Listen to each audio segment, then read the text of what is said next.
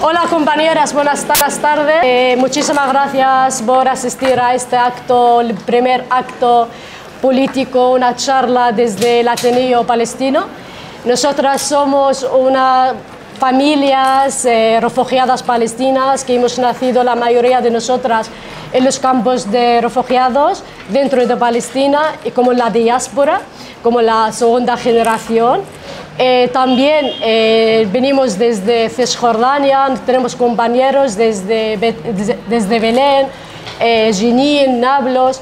Llevamos como un año y medio asistiendo a reuniones, a asambleas internas para organizarnos y empezar con un Ateneo palestino, que será este Ateneo palestino, cubre las necesidades del pueblo palestino. Intentaremos ser lo que es la voz del pueblo palestino en la diáspora. Nosotras no somos de la resistencia, ni mucho más, porque la que están resistiendo son las mujeres, los ancianos, los niños, las trabajadoras, los trabajadores dentro de Palestina. Nosotras somos una parte de una lucha digna, larga, y tiene todo el derecho del mundo que estemos donde estemos, pedir justicia, pedir derechos, el derecho a retorno y también hablar de nuestros presos políticos que están encarcelados y hay más de 10.000 personas que están dentro de las cárceles, que estas personas están sufriendo todos los tipos de tortura, porque el Estado sionista, el Estado genocida y terrorista de Israel, la tortura en sus cárceles es legal y también se encuentra dentro de las cárceles menores de edad. Pues nosotras vamos a tener los objetivos que hemos llegado a un acuerdo entre las compañeras. Tenemos un objetivo claro, que es presentar Palestina a través de nuestras actividades. Las actividades serán políticas, eventos, charlas, actividades políticas, cultura, convocatorias de manifestaciones, etc. Pues es nuestro primer acto y aprovecho la confianza que tengo con Irene para convocar este evento y hablar del internacionalismo y su importancia en la causa palestina.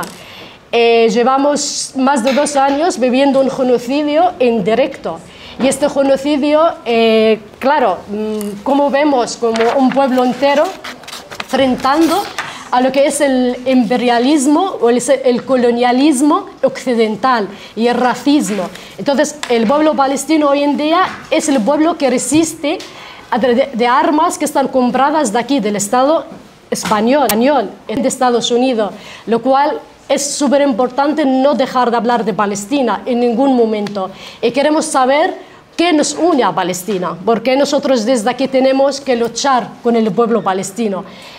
Sí, tenemos un amigo en común que es Estados Unidos, como tenemos el mismo amigo como con otros pueblos que están luchando desde sus tierras, para terminar las ocupaciones, como Andina y otros pueblos más. Bien, Irene Zogasti es periodista, politóloga, es especialista de relaciones internacionales. Formó parte del Ministerio de Igualdad. También ella es escritora y tiene un libro que se llama Se acabó, que este libro habla del feminismo, habla también de las campeonas del fútbol, que tienen como doble victoria. Entonces ella quiere hablar de esto más adelante. También es comunicadora de seguridad, política, relaciones nacionales y internacionales. También es brigadista internacional. Ha estado en el Donbass, ha estado también en los encuentros antifascistas en Venezuela y también en Roma. Y bueno, tenemos aquí una amiga y una compañera, una feminista internacionalista. Paso a Zogasti.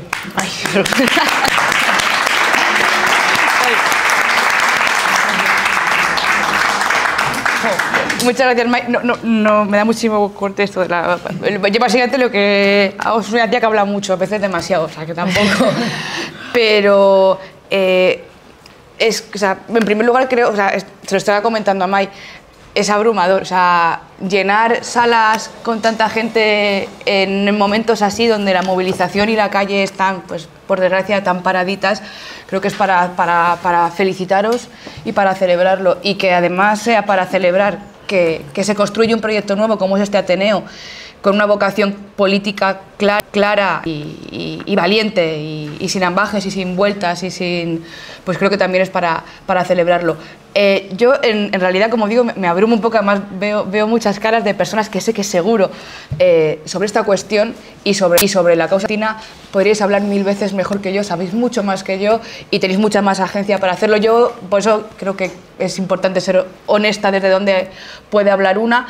Yo lo que quería un poco compartiros es un poco esa idea de las experiencias del brigadismo y de lo que hemos aprendido en otras aventuras a lo largo de estos años, varias compañeras, y bueno, y un poco quizá comentaros como al final, bueno, yo tengo la suerte de que milito en un proyecto comunicativo en el que trabajamos en crisis internacional y escuchamos y leemos y contamos con diferentes fuentes, ¿no?, que al final nos van haciendo un poco construir el relato que estamos intentando pelear, ¿no?, con la causa palestina. Pues algunos de los elementos que igual no son los principales que se tocan, pero que creo que son también interesantes y ponerlos aquí, porque realmente, como os digo, no hablaros de la historia de Palestina, poner en mi voz, en mi boca la lucha y la agencia del pueblo palestino me parecería un atrevimiento y no creo que... Y además, por supuesto, si lo queréis que luego tengamos espacio para hablar, comentar, lo que sea, pues voy a intentar ir rapidito para que tengamos luego ese espacio de debate si queréis. Además, bueno, voy a empezar por el final, porque estaba buscando hoy la primera noticia que me salía en el buscador, ignorando a la Pressstream, sobre Palestina, y al margen del debate que todas tendréis a la cabeza de los últimos 2 días, ¿no?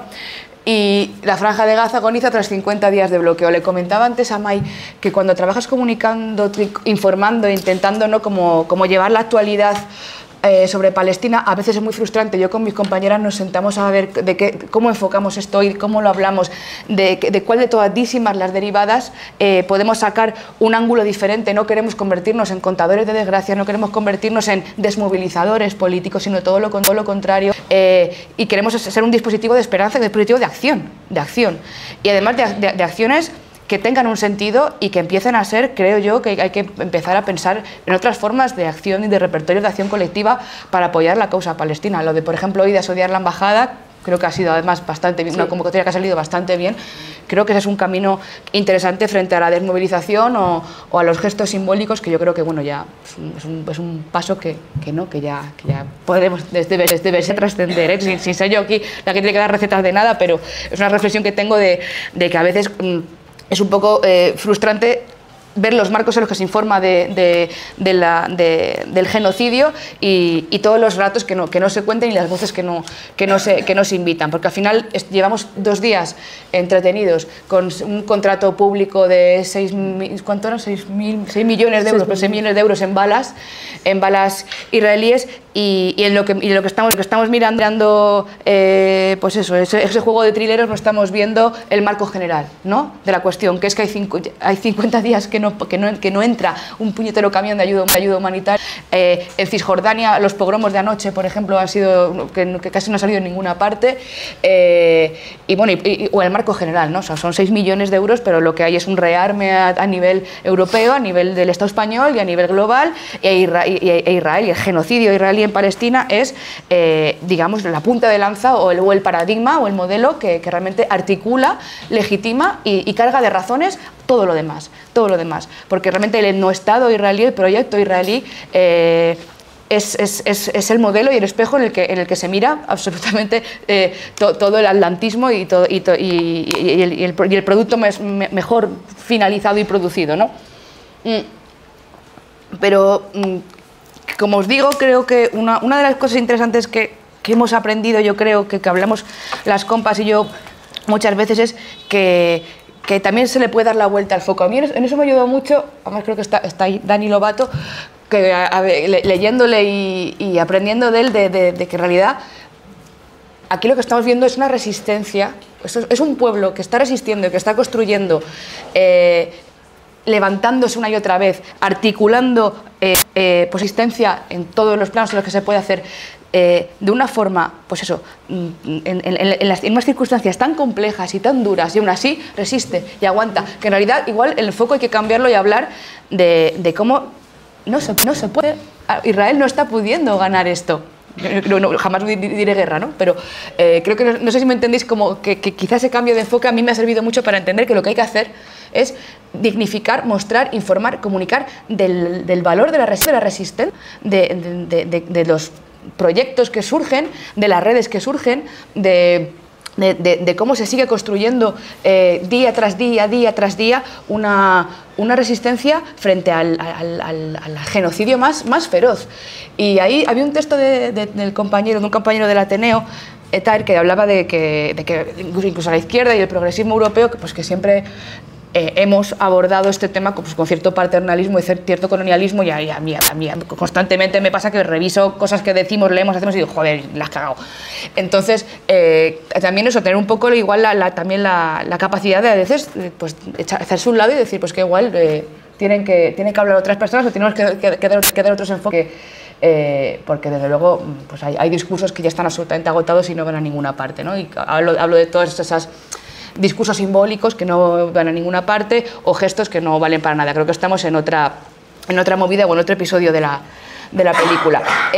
Por abriros un poco el foco, como la idea es hablar de internacionalismo, y es verdad que, como digo, que aquí que creo que hay varias compañeras y personas que habéis estado en proyectos de brigadas internacionalistas. Una cosa, podemos estar aquí hablando del internacionalismo proletario, que es precioso, y una teoría y sería maravilloso, pero creo que hay una cosa como más cotidiana. Yo le llamo el internacionalismo de barrio, de descansillo, de amigas, de familia, que es igualmente importante. Durante muchísimo tiempo nos han hurtado la política internacional. Si queréis llamarla geopolítica, es un concepto un poco ahí, pero durante muchísimo tiempo, por supuesto, no ha sido un tema en agenda, y por supuesto quienes podían opinar, hacer, viajar, pues ejercer la política internacional eran un grupo muy privilegiado de las estructuras de poder, y era algo que se nos como clase trabajadora, y parecía que lo que ocurre en otros lugares del mundo pues no nos interpelaba, quitando quizá momentos puntuales en los que ha habido resistencias contra por ejemplo, estoy hablando de los últimos 20, 30 años, ¿no? Pero no ha sido un debate, realmente ahora de repente han aparecido analistas de internacional y de relaciones internacionales pues como churros con toda la cuestión tanto de la guerra ruso-ucraniana como del genocidio, pero no hay un internacionalismo articulado como voluntad política, como proyecto en muchos espacios, porque verdaderamente se nos ha excluido. Y hay una aportación muy interesante de las feministas, que igual que acordáis que en los 70 decían aquello de lo personal es político, pues también dicen, lo personal es político, lo internacional es político, ergo lo internacional es profundamente personal. Es decir, que todo lo que ocurre tenemos que colocarlo pues eso, en la geopolítica del poder y en las relaciones de poder y las relaciones internacionales, y dónde nos colocamos y cómo son esas opresiones y cómo son esas resistencias, ¿no? Y al final parece un absurdo, pero no lo es, porque pues eso, que tu vecino de venezolano del barrio de Salamanca sea un ciudadano respetable, pero tu vecina migrante de Ecuador reciba todas las violencias, es geopolítica y es política internacional. Que te puedas comprar un bebé en Ucrania, que ha multiplicado el negocio de la gestación subrogada en los últimos 10 años, es política internacional, pero luego ese bebé es igual tu vecino o tu compañero, o es el hijo de tu compañero de trabajo. Que los bancos, los tres principales bancos en los que probablemente la mayoría de nosotras tengamos metido el dinero, Santander, Caixa y BBVA, sean los bancos que están financiando el genocidio en Gaza, son los que dan los créditos para poder financiar la banca armada, pues eso, al final el cajero de tu barrio es política internacional, y ese dinerito acaba en esas balas que acaban asesinando críos en Gaza o en Cisjordania. Política de energética, recursos, carestía de la vida, etcétera. Todo esto, en realidad, todo lo que nos atraviesa personalmente tiene un elemento internacional. Entonces creo que es interesante que nos reapropiemos de esa idea de que, por supuesto, que todo el mundo tenemos capacidad política para hablar, para entender, para hacer análisis internacional, porque si no lo van a hacer otros. es lo de siempre, ¿no? Si no lo hacemos nosotros, lo van a contar. Y nos van a contar mentiras y nos van a meter en marcos de análisis a través de los... Sabéis que tenemos una pelea importante con la cuestión de los medios y del poder mediático como el gran poder que realmente construye realidades políticas. Lo van a hacer ellos por nosotras. Y entonces, pues... creo que es importante que demos esa pelea, reapropiarnos la geopolítica, reapropiarnos el internacionalismo y no entenderlo como una cuestión pasada, como una cuestión de nostálgicos, no, es profundamente actual, ¿no? La necesidad. Y hay como 4 marcos que nos están siendo muy útiles y que creo que, bueno, os lo comparto por si os funcionan también a vosotras o os pueden ser útiles también a veces para hacer ese internacionalismo que digo de cotidiano, que es el que hacemos pues en la militancia de la vida, ¿no? En cuando estás en el curro y te tomas un café y alguien te habla de Palestina y tienes que explicar o contar cómo lo ves tú, o cuando, bueno, pues al final vas construyendo tú también narrativas, ¿no? Entonces creo que estas 4 ideas son interesantes. La de régimen de guerra, que yo se la escuché a mi compañero Raúl Sánchez Cedillo, que es un de tío, me parece muy útil porque explica, creo, muy bien lo que estamos viviendo y en un concepto muy sencillo, pero en realidad creo que resume muy bien esta situación y esta noticia, por ejemplo, de esta última semana de los 10.000 millones de euros que aparentemente van a salir de no se sabe muy bien dónde, del Gobierno de España para financiar el rearme, ¿no? El rearme que le pide Bruselas y que le pide en última instancia la OTAN. El régimen de guerra, dice Cedillo, coyuntura, no es un momento actual, no es que de repente estemos enfrentando una amenaza peligrosísima porque nos va a caer un pepino ruso aquí mientras estamos reunidos. El régimen de guerra es una tendencia, un proceso, una decisión deliberada y consciente del capitalismo internacional, de las corporaciones, organizaciones financieras, grandes think tanks, etc., que ha decidido que es el camino, es la vía por la cual va a perpetuar las hegemonías, los poderes y las correlaciones de poder actuales, ¿no? Es la guerra, es el rearme, es la militarización.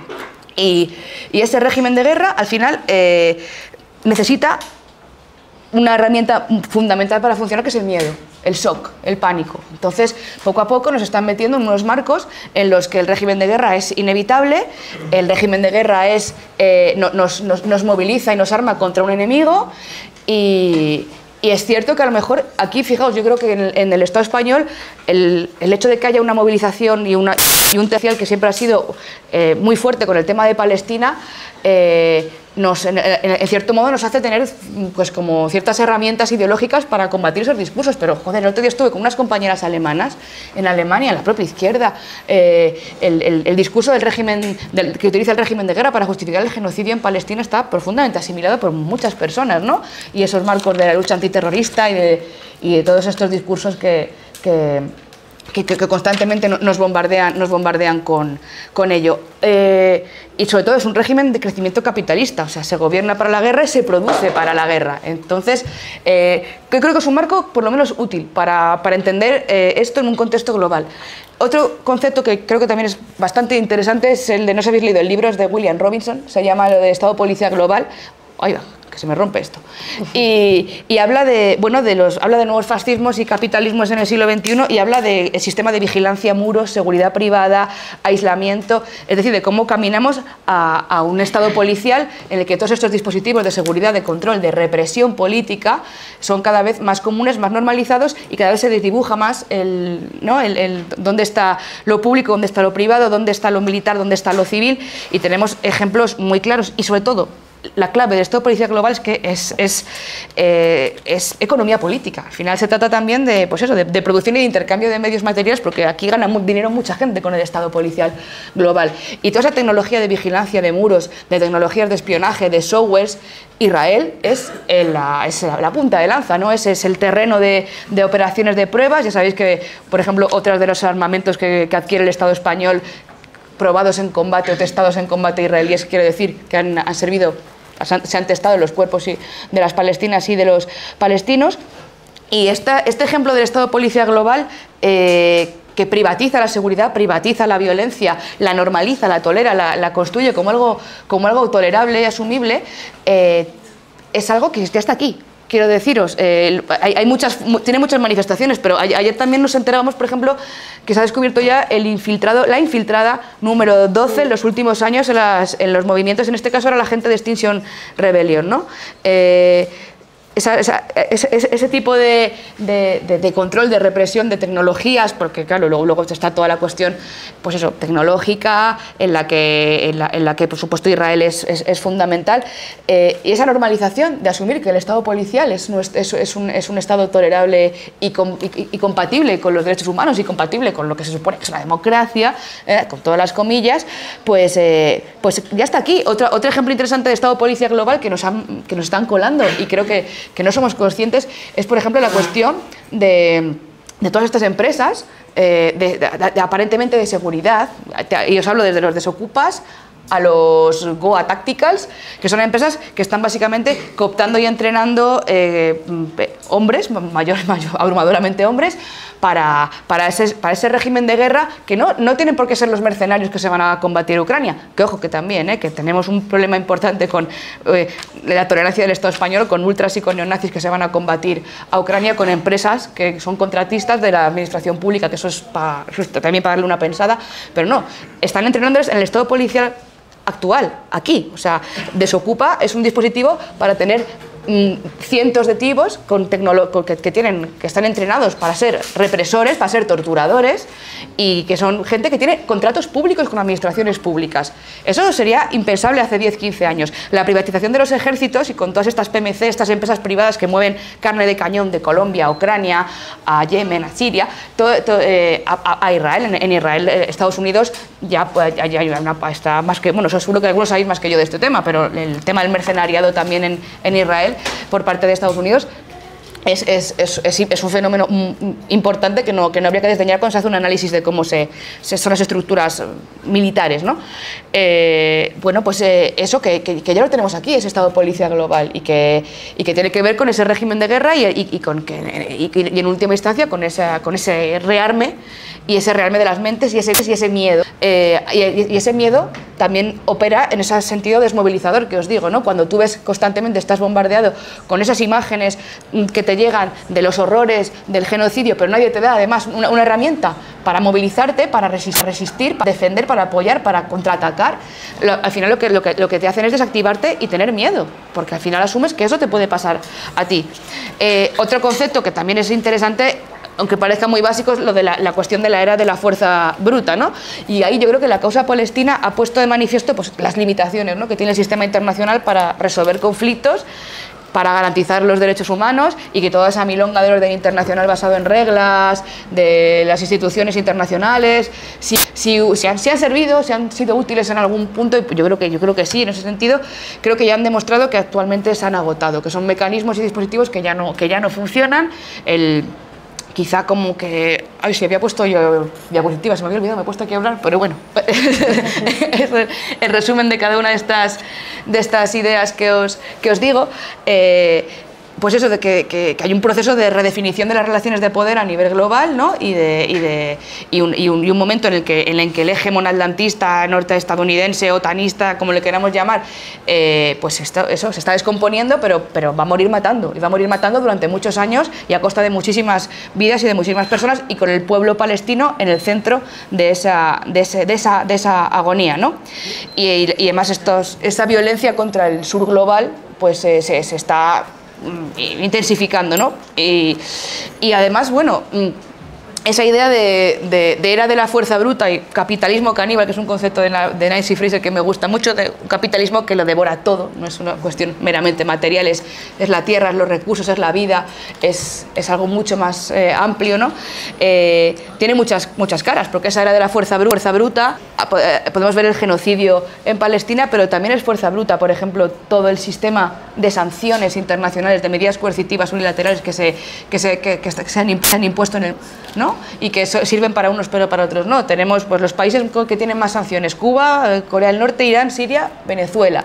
¿Cuántas sanciones se le han puesto a Israel? ¿No? Eso es parte de esa era de la fuerza bruta, en la que el derecho internacional, si es que lo hubiera, se retuerce y se utiliza pues eso para quien pone las reglas del juego y luego te dice que es el jugador, pero no es el jugador, es el que marca las reglas. Y esa Y esas resistencias del sur global creo que son la única o el faro en el que nos debemos un poco observar, ver y entender que por dónde van las resistencias o los caminos. O yo por lo menos como que cuando hablamos con las compañeras es donde encontramos ejemplos, esperanza, movilización, militancias y que bueno, en esta Europa decrépita y entregada a la causa de la guerra del capital, pues la esperanza está en otro sitio y no está aquí y no pasa nada, pero creo que es importante que lo asumamos porque se ha normalizado en muy poco tiempo y eso es también para darle una vuelta en que en muy pocos años hemos normalizado lo que era impensable hace 15 o 20, ¿no? Esta idea del rearme, esta idea de la amenaza, esta idea de que tenemos que prepararnos para lo peor, esta idea de que a lo mejor pues hay que volver a plantearse cosas como los servicios militares, hay que plantearse cosas como los esfuerzos de guerra, los sacrificios, en fin. Y bueno, es que hay veces que parece que estamos otra vez... O sea, a mí no me gusta eso utilizar paralelismos históricos porque creo que son muy tramposos y que a veces se utilizan de forma muy maquiavélica, pero bueno, hay momentos de la historia que si no se repiten riman, ¿no? Y me acuerdo de 1914 y de los créditos de guerra que los socialdemócratas alemanes aprobaron y de allí la Primera Guerra Mundial y de aquellos polvos, pues esos lodos, ¿no? Y os comparto rápido porque de verdad que creo que es que aquí hay gente que podéis decir miles de cosas interesantes, mucho más que las que digo yo, pero algunas ideas que creo que pueden ser útiles de cara también, os digo, a este rearme ideológico internacionalista que estáis construyendo, que estamos construyendo y que es fundamental.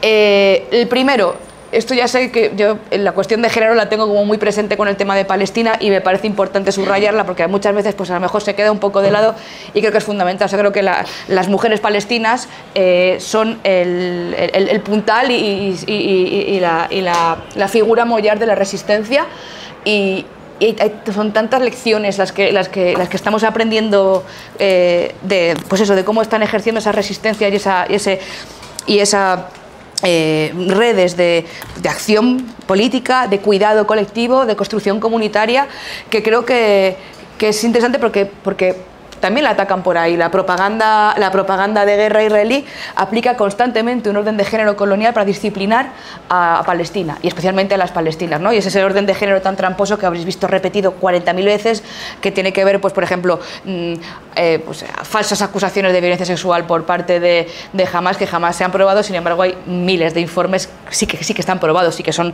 de la violencia sexual que comete Israel contra las palestinas y los palestinos.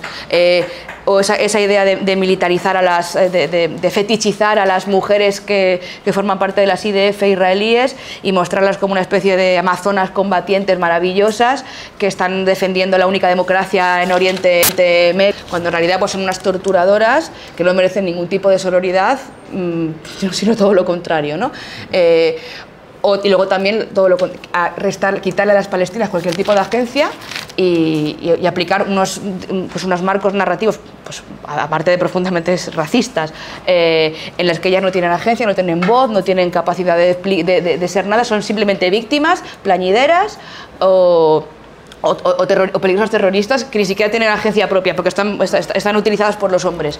Cuando cualquiera que haya estado, yo no he estado en Palestina, pero cualquiera que haya estado en Palestina, lo primero que te vienen contando es la capacidad de organización política y de construcción comunitaria que tienen las mujeres y las presas políticas que están en las cárceles y las mártires y las madres de los mártires, que son también una figura fundamental. Entonces, bueno, quizá no sea lo más clave de lo que vamos a hablar hoy, pero sí que creo que es importante denunciarlo porque igual aquí esa propaganda nos la intentan, que nos la cuelan, porque yo he hecho un seguimiento de artículos y tal, y cada 2 por 3 hay una soldado israelí en el ABC, en La Vanguardia, en El País, que te justifica la causa de Israel. Pero, por ejemplo, en Alemania, en Estados Unidos es constante. O sea, son elementos claves de la guerra cultural que el sionismo tiene desplegada. ¿Qué pasa? Que Palestina rompe con ese orden colonial. El orden colonial y de género van de la mano en el régimen de guerra, ¿no? Hace falta mujeres víctimas, hombres verdugos. Hace falta militarizar las unidades y hace falta los descansos del guerrero y las mujeres que se coman, asuman todo el trabajo de sostener un régimen de guerra. Porque para que haya un régimen de guerra tiene que haber una colectividad que sufra esa violencia, que asuma esos cuidados de donde no está el Estado y que esté donde no está, no se puede llegar porque básicamente estás bombardeada, ¿no? Entonces, cuando llegas a Palestina y te das cuenta que se desmonta ese orden de género por el propio ejercicio de resistencia del pueblo palestino, te das cuenta de la potencialidad que tiene, ¿no? De cómo el régimen de guerra lo rompe esa resistencia palestina porque cuestiona todo ese orden colonial y todo eso que nos han contado y es mentira. Las fotos son de Julio, por cierto, que tiene un trabajo fotográfico precioso hecho en Cisjordania. Otra idea que creo que es importante también, un melón que quizás no sé todavía tiempo de abrirlo, pero que merece yo creo una reflexión colectiva. Internacionalismo no es solidaridad teledirigida. Solidaridad teledirigida fue lo que ocurrió con Ucrania en 2022. Y sé que es un poco incómodo sacar el tema y que a lo mejor no estéis de acuerdo muchas y lo podemos debatir, pero esa ola de solidaridad absolutamente, como digo, teledirigida y manipulada desde arriba contra para ayudar, para apoyar al pueblo ucraniano, que pues lógicamente en un pueblo que está sufriendo una guerra y merece, por supuesto, como todos los pueblos del mundo que son víctimas de las guerras, toda la solidaridad y todo el apoyo. Pero ¿por qué solo se ha hecho con el pueblo ucraniano? Lo que se movilizó en el Estado español y lo que se movilizó en Europa para apoyar a Ucrania en apenas un mes y medio, 2 meses, no se ha hecho jamás por nadie en los conflictos contemporáneos de los últimos 40 o 50 años. Se hicieron centros de acogida en cuestión de un mes y medio, se habilitaron espacios residenciales, ayudas escolares, ayudas para traerlos y en serio, insisto, el problema no es que se hiciera, el problema es que ¿por qué no se hace con nadie más? ¿Por qué el único internacionalismo que se nos aplaudió fue un internacionalismo que en esos momentos, y hubo muchísima gente de buena fe que por supuesto estuvimos ahí, pero era un internacionalismo, o sea, que nos lo vendían como tal y parecía de repente que lo más parecido a las brigadas internacionales que había eran los nazis que se iban a pelear a Ucrania o la gente o los señores que se cogían 5.000 kilómetros de coche para ir a coger a una familia en la frontera polaca, pero que son gente que jamás se habría planteado hacer eso en Algeciras. Tampoco hay que coger 5.000 kilómetros, que si quieres ayudar a alguien que viene reventado de una guerra, todos los días los tenemos en el sur de este estado, no hace falta conducir tan lejos. Y si quieres acoger a personas vulnerables y a familias que están necesitadas, hay muchísimos espacios donde se puede hacer esa solidaridad, que sin embargo solo funcionó por una cuestión. A mí el análisis que dicen de que es una cuestión racial, que tenía que ver con que eran blancos y de ojos azules, a mí no me vale ese análisis. Es cierto que hay un elemento, por supuesto, sí, pues la Europa racista y colonial que nunca hemos dejado de ser, pero había un elemento de que se nos teledirigió a esa solidaridad que, por cierto, cuando no ha hecho falta, ha caído. Porque esas redes de cuidado han caído. Todos esos cuñados que se fueron a ayudar y luego ya no quisieron, se le soltaron el brazo a la gente que ayudaron, ha generado que hay mucha gente que se ha quedado sin nada, mucha gente que ha retornado y mucha gente que se ha quedado aquí y ahora mismo no tiene tampoco esa estructura. Entonces, bueno, lo que digo también, que a veces cuidado un poco con cómo se retuerce la cuestión de la solidaridad, porque creo que es un debate doloroso porque no es una cuestión de negar o de decir yo hice, tú hiciste o no hiciste, eso, que es un poco a lo que nos quisieron llevar, ¿no? A que había que ponerse una medalla a ver quién era más solidario, quién causa para apoyar de una forma más vehemente la guerra, el horror de la guerra en Ucrania. Pero esos mecanismos, esos dispositivos no se han activado en ningún sitio más. Tú ibas a Mayor Recuerdo, ibas a una tienda de ropa y cuando pagabas te ofrecían donar dinero. Se permitió que se donara dinero directamente a Fuerzas Armadas y a estructuras paramilitares, desde instituciones públicas. O sea, poner ese escenario en la cuestión palestina. No, ¿verdad? O sea, no. Pues entonces, ¿por qué aquí se toleró? Bueno, pues, y encima se toleró y se revistió de internacionalismo. Y luego encima tienes que aguantar que algún periodista y algún político te comparara aquello con Guernica y con las brigadas internacionales. ¡Qué guau! ¡Qué guau! ¡Guau! Otro elemento, y me voy a callar ya, es que hablo mucho, pero otro elemento creo que... Por eso estás aquí. No, pero que se habla poco de esto. Yo estoy un poco turutu con la cuestión de la violencia sexual en los conflictos armados, o sea que he estudiado mucho. Se habla poco. Israel es un estado genocida, está haciendo una apartheid, una limpieza étnica, todo, pero es que Israel es un estado violador. Y creo que hay que empezar a decirlo. Israel es un Estado violador, porque en todos los conflictos armados hay violencia sexual. Eso es una cosa que está estudiadísima. Pero hay una violencia sexual de oportunidad, digamos, que es la que tenéis casi todas en la cabeza seguro, que es la de las pelis, ¿no? Un soldado entra a una casa y agrede sexualmente a una mujer. Y hay una violencia sexual estructurada, planificada, y en el caso de Israel no es que ni siquiera, no diré consentida, porque sería quedarme muy corta. Es parte mollar de su estrategia militar, de su estrategia genocida. O sea, hay mandos militares, hay mandos políticos en Israel que la violencia sexual es una de las herramientas que tiene Israel para torturar a las palestinas y a los palestinos, porque además es una violencia sexual que se ejerce contra mujeres, contra hombres, contra niños y contra niñas. Y eso ocurre en la prisión desde Teimán, pero ocurre en los checkpoints todos los días, pero ocurre las torturas en comisarías que no vemos, ocurre cuando se graban vídeos en TikTok que públicamente salen de los soldados de las IDF entrando en las casas y arrasando con las cosas de las mujeres y dejándoles os vamos a violar escrito en las paredes. Es una estrategia deliberada.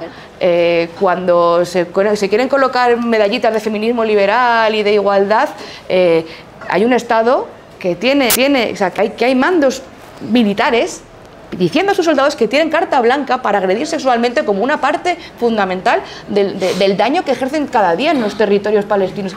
Hostia, o sea, es muy fuerte, ¿no? Y de eso nadie habla.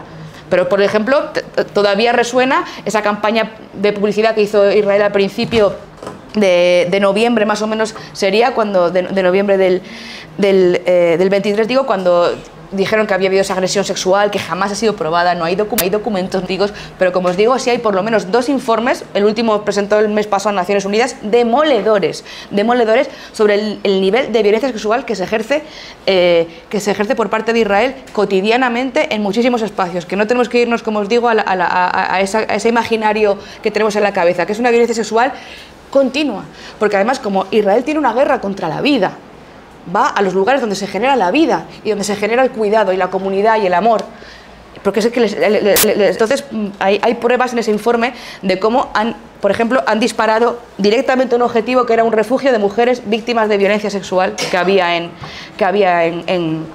Gaza. ¿Por qué? Bueno, pues que eso es un doble mensaje. Os agredimos sexualmente y además no os dejamos que tengáis ningún tipo de recurso de reparación, porque pues, por la misma forma por la que se atacan escuelas, o se atacan hospitales, o se atacan paritorios, o se niegan el derecho a vivir y a ser, ¿no? Que es curioso, por cierto, esto es una cosa que es un poco friki, pues eso, que está probado que en esa limpieza étnica, como digo, tienen objetivos militares muy concretos que tienen que ver con destrozar todos los espacios donde la vida genera y sin embargo, no sé si sabéis que Israel tiene una de las legislaciones más desarrolladas en la cuestión de la inseminación post-mortem. ¿Esto que ha hecho en Obregón? Para que me entendáis. O sea, los soldados de las IDF, una vez fallecidos, pueden seguir, o sea, tienen cubierta toda la gestación para poder seguir teniendo descendencia, ¿no? El nivel de psicopatía. No me voy a detener mucho más en la cuestión de las mujeres, pero creo que es importante porque esta explotación de los cuerpos de las mujeres es la plusvalía del régimen de guerra. Y había un estudio también de Alliance Action que salió este otoño pasado de las mujeres en los campos de refugiados, que hablan de que sostienen la vida y la comunidad en medio de la violencia, poniéndose a sí mismas como la última prioridad. Esto es verdad, pero también hablando con compañeras de allí me dijeron, ojo con romantizar esto. Tampoco hay que es una cuestión de no romantizar el hecho de en el genocidio, antes, durante y después de los episodios más intensos, quienes soportan el peso son las mujeres, especialmente las de una generación muy concreta, ¿no? Que son las que cuidan por arriba y cuidan por abajo, cuidan hijos, cuidan padres, madres. Y no romanticemos esto, porque en realidad es una presión más que las impide tener vidas dignas, ¿no? Y libres. Esto, bueno, ¿qué os voy a decir? O sea, pues eso, la industria de guerra es una industria contra la vida, que no nos cuenten milongas, lo que se gasta en balas no se gasta en hospitales. Y aunque algunos nos quieran ridiculizar a los que decimos esto, o les parezca que es una comparativa populista es profundamente cierto, y quien necesita un hospital de verdad sabe de lo que le hablo, ¿no? Entonces, aunque sea una obviedad, creo que hay que insistir mucho en ello, ¿no? Todo lo que esos 10.000 millones de euros que se van a ir al rearme son los 10.000 millones de euros con los que se compran esas balas que van a matar a los niños y niñas, bueno, y a los palestinos y a las palestinas, que es que ya lo de mujeres y niños me pone un poco nerviosa también, ¿no? Aquí todo el mundo es víctima y los hombres palestinos son también víctimas que tienen todo el derecho a tener agencia, ¿no? Pero que no es indisociable y que no es compatible. Lo que se gasta en régimen de guerra se arrebata de derechos sociales, se arrebata pues eso, de cuidado, de vida y de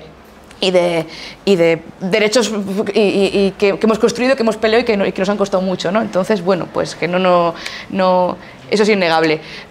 Esto ya podría estar 8 horas hablando de esto, pero no, pero vamos, que la legitimación del genocidio a través del feminismo es un temazo, y que tengamos ahora mismo una Europa rearmada con mujeres a la cabeza de esto. Bueno, que Golda Meir ya en Israel ya fue una pionera, ¿no? Pero que es interesante, ¿no? Creo que el feminismo liberal ha mostrado que se ha agotado, todo este rollo de los techos de cristal que le gusta tanto al PSOE y todo ese rollo, ya no más, pero si ha servido para algo es para que podamos comprobar que las genocidas y las asesinas tienen exactamente el mismo peso y la misma capacidad de hacer daño y de destruir que ellos, ¿no?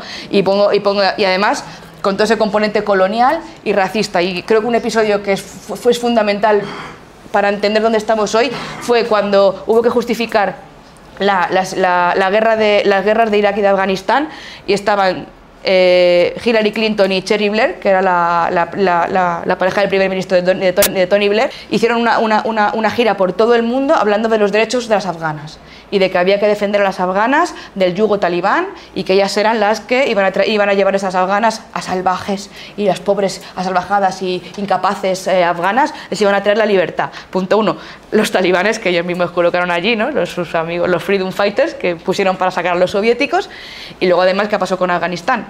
Pues lo que va a pasar con Ucrania, pues 20 años después, un estado fallido, destruido, sin futuro, generaciones de personas que no van a tener más salida que sobrevivir indignamente, y los derechos de las afganas, pues obviamente nunca fueron interesantes. O tenéis a Madeleine Albright, que falleció hace poco, cuando le preguntaron sobre la guerra de Irak, le dijeron han muerto 500.000 de niños. Son más niños que cuando la bomba de Hiroshima. ¿Valió la pena? Y dijo ella, sí, el precio a pagar valió la pena. Bueno, pues ya está, ¿no? Exacto, o sea, es que... ¿Qué? Eso demuestra dónde llega el capitalismo. Absolutamente. De la gente. Sí. Y bueno, por hacer un cierre, o sea, una conclusión en positivo, es que una de las cosas que se suelen decir para desempoderar y para desactivar cualquier tipo de resistencia, aparte de ese dispositivo del miedo que os he contado, aparte de la represión política, que no es baladí, ¿no? Y eso lo sabemos, solo hay que ver a los presos políticos en Palestina, pero bueno, que aquí también sabemos el coste que tiene pues eso, enfrentar un escenario de represión y de guerra judicial, ¿no?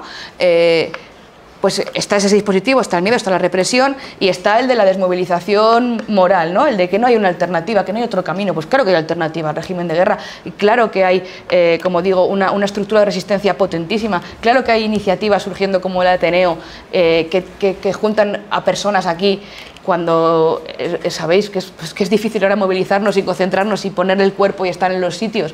O sea que por supuesto que hay alternativas. Entonces creo que siempre que se aborde esta cuestión hay que tener ese empuje de no vale solamente quedarse en que mal está todo y las malas noticias, sino todo lo contrario, entender que si pese a todas las circunstancias estamos aquí hoy, y están allí hoy, es algo que hay que celebrar y que hay que reivindicar.